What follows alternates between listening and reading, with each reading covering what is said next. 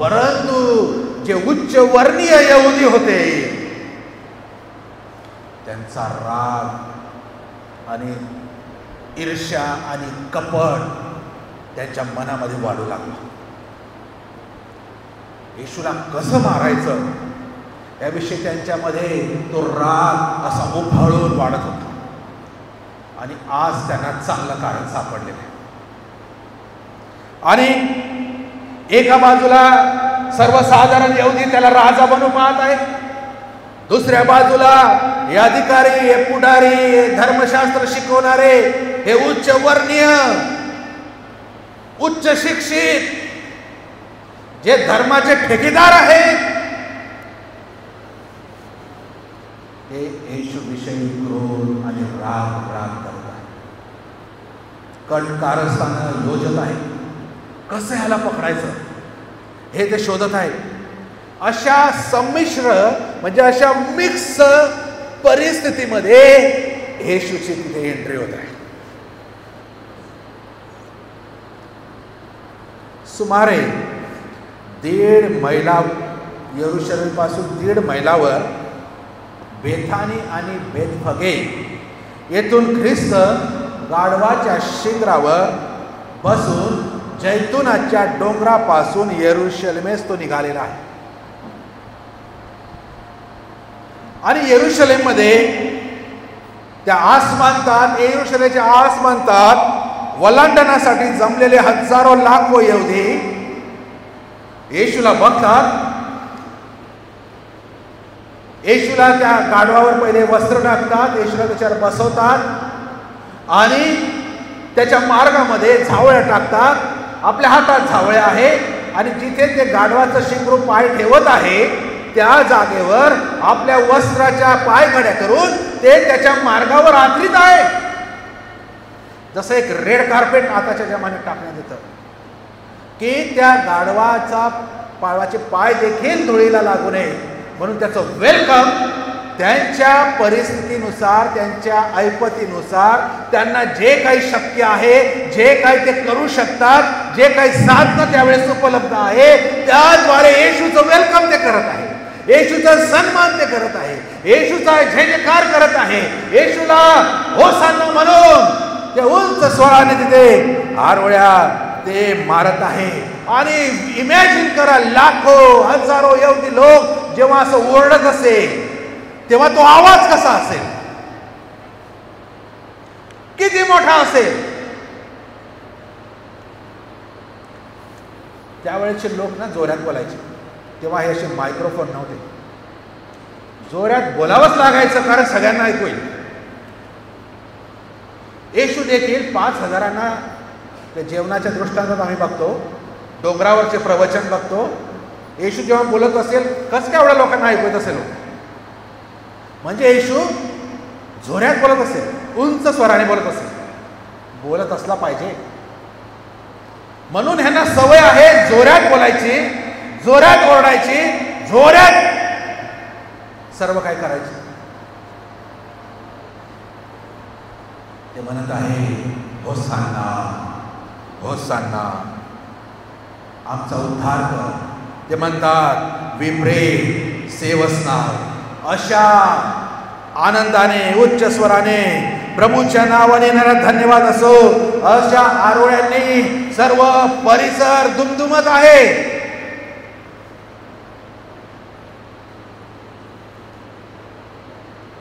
प्रभू येशू यरुशलेममध्ये प्रवेश करत आहे. आजच्या दिवशी विजयाने प्रवेश करत आहे. ही गोष्ट प्रामुख्याने लक्षात ठेवणं गरजेचं आहे. ही घटना आपाप किंवा योगायोगाने घडलेली नाही, ही जाणून बुजून आणि हेतू पुरस्कार येशूने केलेली, बुद्धी पुरस्कार येशूने ही घटना केलेली आहे. ही पूर्वनियोजित आहे. असं येशू फिरत फिरत चालला चला आज इथे जाऊन येऊ असं झालेलं नाही. आज जे लाखो यहुदी लोक, हा प्रचंड जनसमुदाय, आज हा ओरडणारा, ओसंडून वाहणारा आनंद आज क्षणभंगूर आहे. त्यांचा आजचा जयघोष एक आठवड्यामध्ये तीव्र निषेधात त्याचं रूपांतर. आज जे झावळ्या घेऊन उंच स्वराने बोलत आहे, आज यहोशाफातांना म्हणत आहे, आनंदाने म्हणत आहे, एक आठवडा पण होणार नाही. त्यांचं रूपांतर, तोच आवाज, तोच स्वर, पण तीव्र निषेध येशूचा करणार आहे. येशूला माहिती आज ह्या राजाला राजासनावर बसवा असे ओरडणारे उद्या याला वधस्तंभाला खिळा अशा आरोळ्या मारणार आहे.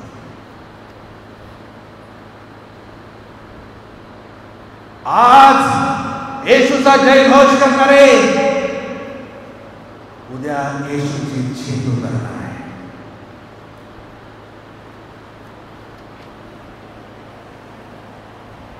अशा आरोळ्या ते मारणार आहे. आज वस्त्रांच्या पायघड्या पसरणारे उद्या पिलातासमोर म्हणणार आहे, याची वाट लावा, याची वाट लावा, असा आग्रह ते करणार आहे. आज हातामध्ये झावळ्या धरणारे उद्या सोटे आणि काठ्या धरणार आहेत.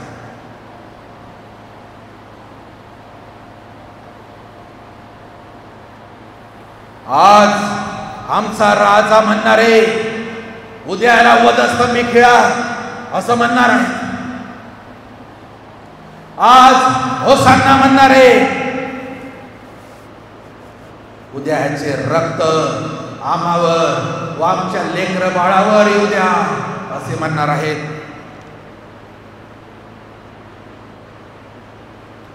आज ज्यांच्या हातामध्ये झावळ्या आहेत, ढाळ्या आहेत, उद्या त्यांच्या हातामध्ये पैसे असणार आहेत आणि जे पैसे ते घेत आहेत ते ह्यासाठी घेणार आहेत की त्यांना ओरडून साक्ष द्यायची आहे की त्या बरपाला सोडा आणि येशूला खिळा. आज झावळ्या हाती असणारे उद्या रात्रीतून त्यांच्या हातामध्ये पैसे असणार आहेत. येशूला हे माहिती आहे. येशूला हे माहिती आहे. आजपर्यंत शास्त्री पुरुषांचा व्यक्त न झालेला राग, जो राग त्यांच्या आतल्या आत घुसमुटत आहे, आतल्या आत द्वेषाचा अग्नी पेटत आहे, त्या अग्नीमध्ये येशू होरपळून निघणार आहे हे त्याला माहिती आहे. त्याची त्याला पूर्ण कल्पना आहे. ज्यांनी त्याच्या पित्याविषयी म्हणजे देवबापाविषयी शिक्षण दिलं, आज पण ते शिकवत आहे, तेच त्याच्या लेकराला त्याच्या विरुद्ध खोटी साक्ष देण्यासाठी रात्रीतून पैसे वाटणार आहेत. तेच त्याच्यातील येशूच्या शिष्यापैकी एकाला 30 चांदीचे शिक्के देणार आहे येशूला धरून देण्यासाठी. आपलेच गद्दार, दुसरे कोणी नव्हते. ज्यांच्यासाठी येशू आला त्यांनीच येशूला मारला, दुसरे कोण आले नाही. आणि या सर्व गोष्टी येशू ही वस्तुस्थिती यरूशलेम मध्ये प्रवेश करताना तो त्याच्या मनात असेल.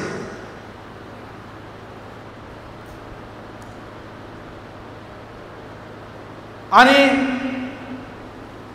ही योजना येशूने का राबविली तरी पण त्याला सर्व माहित आहे, सर्व गोष्टीची कल्पना आहे. आणि बरोबर त्याला त्या गाढवीच्या शिंगरावरच बसून येण्याची का गरज पडली? पाय पण येऊ शकला असता, घोड्यावर घोडा मागू शकला असता. गाढवाचं शिंगरूर मागवलं कारण की आम्ही भविष्यवाणी जो शास्त्रलेख होता जखर्याने त्याच्या पुस्तकात दिला, ती भविष्यवाणी तो शास्त्रलेख पूर्ण व्हावा म्हणून त्याने त्या गाढवीच्या पिलाला, ज्याच्यावर कधी कोणी बसलं नाही, त्याला उपयोगात आणला. इर्मया, एझेकिएल यांच्या ग्रंथ जर आम्ही वाचता त्यामध्ये दिसून येतं की सामान्य लोकांना ते शिक्षण पटवून देण्यासाठी, त्यांचा संदेश समजून सांगण्यासाठी, त्यांची शिकवण देण्यासाठी हे संदेश ते काय करत असे? हे संदेश ते नाट्यपूर्ण तंत्राचा वापर, पद्धत अवलंबून करत असे. नाट्य पद्धतीने ते लोकांना सांगत होते त्या काळामध्ये, जेणेकरून ते नाटक पाहिल्यावर लोकांच्या स्मरणात हजारो वर्ष राहील. अशा पद्धतीने हे भविष्य वक्ते लोकांशी संवाद साधत होते, लोकांना ते शिकवत होते. उदाहरणार्थ आम्ही बघतो, शल्मोन राजानंतर इस्रायल राज्याचे 2 भाग होतील आणि दावीद वंशाकडे फक्त 2 वंश येतील आणि यरोबामाकडे 10 वंशज राहतील. ही ईश्वरी योजना सांगताना संदेश त्यांनी काय केलं असेल? तेव्हा त्यांनी काय केलं? नवीन वस्त्राचे 12 तुकडे केले, त्यापैकी 10 तुकडे यरोबामास घेण्यास सांगितले. नाट्य पद्धतीने करून दाखवलं, उदाहरण देऊन सांगितलं. अन्य देवांच्या मागे लागून इस्रायल लोक कशी कुचकामी झाले आहेत हे कटू सत्य सांगताना इर्मया संदेश त्याने काय केलं? त्याने आपला नवीन कमरबंद काही दिवस फरात नदीच्या काठाच्या कपारीत जाऊन पुरला. नाट्यपूर्ण पद्धतीने भविष्यवक्ते प्रजेला, देवाच्या लोकांना सांगत होते. याचप्रमाणे आज यरूशलेममध्ये जमलेले लाखो लोकांना येशू जर बोलला असता त्यांना कळलं नसतं.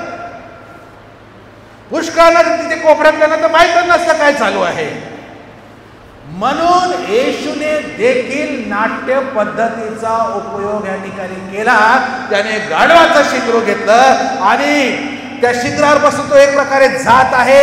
लोक ओरडत आहे, झावळ्या घेऊन त्याला जय जयकार करत आहे. त्याच्या मार्गावर झावळ्या आणि वस्त्राच्या पायघड्या करून ते टाकत आहे. ही नाट्यपूर्ण परिस्थिती येशूने मुद्दामून निर्माण केली की आज हजारो वर्षानंतर सगळ्यांच्या लक्षात राहील.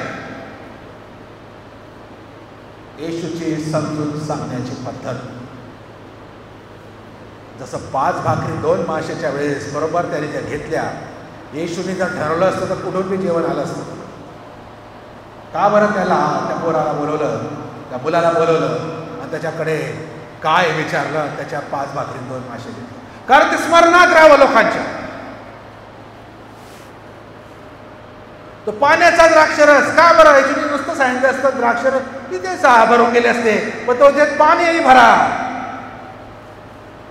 येशू हे दाखवत आहे, नाट्यपूर्ण पद्धतीचा अवलंबन करून आम्हाला शिकवत आहे. त्यावेळेस त्या लोकांना दाखवत आहे की बघा, जो भविष्य तुमच्या ग्रंथात दिलेला आहे, जखर्याच्या द्वारे जो येणारा राजा आहे तो गाढवाच्या शिंगरावर बसून येणार आहे आणि तो दुसरा तिसरा कोणी नाही तर तो मी आहे. चांगल्या रीतीने त्यांना समजावं म्हणून त्या पद्धतीचा अवलंबन त्या ठिकाणी येशू करत आहे. लाखो लोकांना ती गोष्ट कळली, लाखो. ज्या मसीहाची तुम्ही शतके वाट पाहत आहे तो मी आहे. हा मी जो राजा आहे तो विध्वंस करणारा नाही, विनाश करणारा नाही. तर मी नम्र आहे, मी शांत आहे, मी सौम्य आहे, मी लीन आहे, असा मी राजा आहे हे तो सांगत आहे.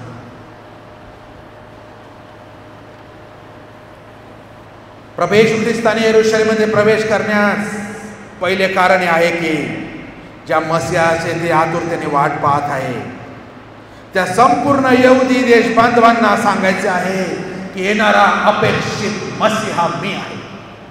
पण आज दुर्दैवाने अजून ते विश्वास ठेवत नाही. ते अजून त्याची वाट पाहते पहिल्यांदा येण्याची. पण त्यांनी त्यांच्याच भविष्य ग्रंथातून, त्यांच्याच धर्मग्रंथातून जी भविष्यवाणी जखर्याने केली त्याच्यातून त्यांनी सांगून दाखवली. कुठे गेले यांचं ज्ञान? मग कुठे गेले शास्त्री? कुठे गेले परुषी? त्यांना कळू नये की आपल्याच धर्मग्रंथात लिहिलेलं आहे येणारा राजा गाढवीच्या शिंगावर बसून येणार आहे. हे समजलं नाही. बघा, नुसती माहिती असून चालत नाही बरं का. पवित्र आज्ञाद्वारे हे समजणं हे महत्वाचं. आमच्यापेक्षा खूप शिकलेले लोक आहेत जगात, खूप चांगले लोक आहेत, चांगला मोरल कॅरेक्टर असणारे लोक आहे, आमच्यापेक्षा पण चांगले आहेत. पण देवाने आम्हाला निवडलं. काय आमच्यामध्ये काय तीर मारले आम्ही? काय केलं आमच्या बापदादांनी असे काय आम्हाला निवडलं? विचार करूया. असं कोणतं सत्कार्य आम्ही केलं येशूसाठी की येशूने आम्हाला निवडलं, आमचं तारण केलं, आमच्यावर विश्वास टाकला. आणि आता मी जे बोलत आहे ते देवाचं वचन आम्हाला समजण्यासाठी पवित्र आत्म्याची जोड दिली ते समजावं. पुष्कळांना समजत नाही, या शास्त्र्यांना समजलं नाही. ज्यांना शब्द ठाऊक आहे त्यांच्या धर्मग्रंथाचा जखर्या कोण आहे, त्यांनी भविष्यवाणी काय केली, येणारा मसीहा शिंगरावर येणार आहे गाढवीच्या, हे त्यांना माहिती होतं. पण जेव्हा येशू तिथे येत आहे त्यांना समजलं नाही. काय फायदा त्या शिक्षणाचा? म्हणून जोपर्यंत देवाचा आत्मा चालवित नाही सर्व व्यर्थ आहे. देवाचा आत्मा असणं, पवित्र आत्मा द्वारे चालविणं जाणं, ह्या खऱ्या ख्रिस्ती प्रत्येक गोष्टीमध्ये. दुसरी गोष्ट येशू म्हणतो की हा सर्व यरूशलेममध्ये जो आनंद सोहळा आहे त्याचा आदर, जयघोष, स्तुती, उत्साह हा भावनेने भरलेला सर्वांचा प्रसंग आहे.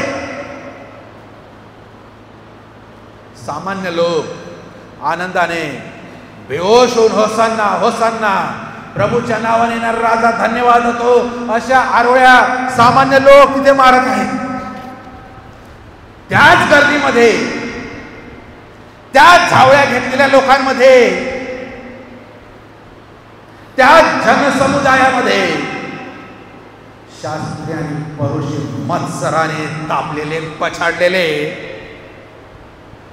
येशूच्या नाशाचा कट राजत कुचबुच करत आहे. जसं गव्हामध्ये निधन दिसतं सर्वसारखं, पण जेव्हा त्याला फळ येते तेव्हा समजतं हे गहू आहे आणि हे निधन आहे. येशूलाही विचारलं की प्रभूजी काय करायचं आहे निधनाचं, कापून टाकू का? येशू म्हणतो नाही, कापू नका. तुम्ही ते निधन कापायला गेले तर चुकीने गहू पण कापाल, म्हणून त्यांना तसंच ठेवा. न्यायाच्या दिवशी ज्यांना गहू लागलेले आहे ते कोठारात साठवले जातील आणि जे निधन आहे ते जाळण्यास पाठवलं जाईल, म्हणजे नरकात पाठवलं जाईल. आणि या ठिकाणी गहू तोच दाखला जो येशूने सांगितला तो दिसत आहे. हे सगळे होसांना म्हणून जसे त्याला संबोधत आहे, जय जयकार करत आहे, त्याच गर्दीमध्ये मत्सराने पेटलेले, पछाडलेले, येशूला धरून देण्यासाठी वाट पाहत असलेले शास्त्री आणि परुषी आहेत, ज्यांनी उलट समजून सांगायला होतं अरे हाच तो मसीहा आहे, ह्याच्याविषयी आमच्या ग्रंथात लिहिलेलं आहे, असं सांगण्याच्या ऐवजी कट आणि कारस्थान करतात येशूला पकडण्यासाठी, खोटे साक्षीदार उभे करतात. त्याच्याच मधले लोक येशूचेच अनुयायांना रात्रीतून पैसे देऊन फितवतात आणि हे पण विकले जातात, काही पैशांसाठी विकले जातात. ज्या येशूने त्याच्या सेवा कार्यात तुम्हाला बरं केलं, तुमच्या गरजा पुरवल्या, तुमच्यासाठीच तो आला. खरं तर इस्रायलासाठी आला, देवाकडे नेण्यासाठी त्यांना आला, भविष्य पूर्ण करण्यासाठी आला, आशीर्वादित करण्यासाठी आला. त्यालाच पैसे घेऊन धरून देण्यात आणि झोल लुटारू, ज्याने रेप केले, ज्याने दरोडे टाकले, ज्यांनी तुमची लुटमार केली, त्याला सोडा म्हणतात. येशूच्या बरोबर बरब्बाची तुलना करतात, म्हणजे येशूपेक्षा बरब्बा चांगला आहे असं सांगतात. हे पैसे बोलायला लावतात. विकले गेले. आणि एवढे बोलून थांबत नाही, ते म्हणतात ह्याचं रक्त आमच्यावर, आमच्या मुलं बाळांवर येऊ असं म्हणतात.